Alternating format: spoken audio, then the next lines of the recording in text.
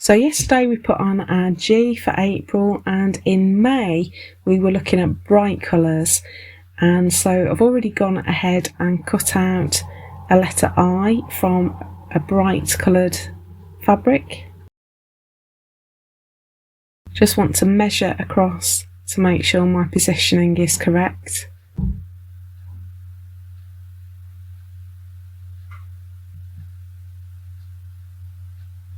So I've just measured my template and transferred that measurement across onto my felt, and I'm just going to press that in place, avoiding the line because I don't want to obliterate it. There we go, picking up lots of bits. So that's securely in place, and I've got some nice bright aqua thread here. It's going to provide quite a nice contrast. Now in May we were looking at combination stitches, so these were stitches that were formed by combining two stitches to make a new stitch, and my favourite of those was tulip stitch, which is a combination of a detached chain stitch and a detached fly stitch. So you can see I've put my detached chain in there,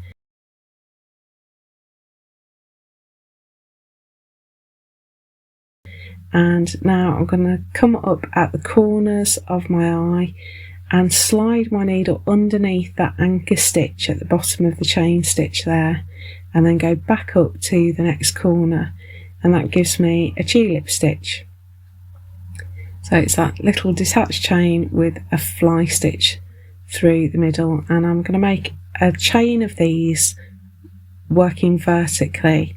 So I'm using the base of that first stitch to create my next detached chain,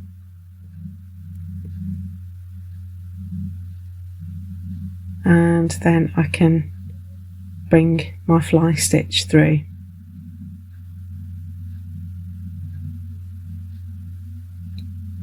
And I'm going to work maybe 5 of these down the eye just to add a little bit of decoration, and of course again we are securing the fabric to the felt more than just with Bonder web, so that it doesn't come loose and stays in place nicely.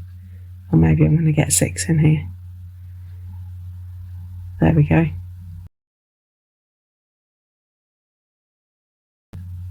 So I'm just going to secure that on the back.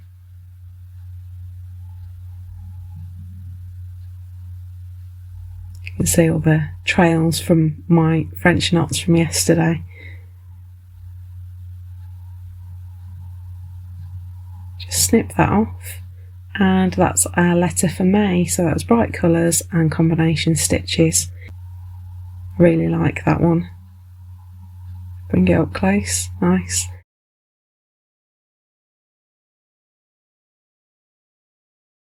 So join me tomorrow and we're going to put on letter N.